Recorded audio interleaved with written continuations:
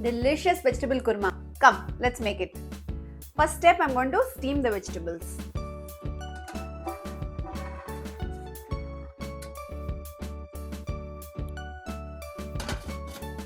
So while it's steaming, let's grind the masala. Ginger and garlic,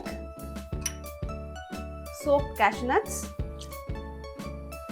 fennel seeds, green chilli, red chilli, poppy seeds and black pepper. Also add coconut. I'm going to grind this. Add oil, mustard seeds, add onion, dried veg, salt. Now add the steamed vegetables.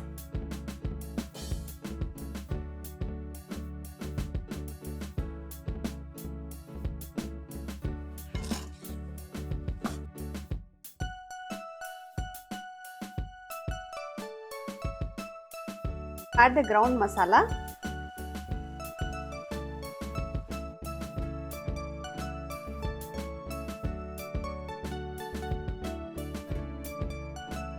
Adjust water quantity.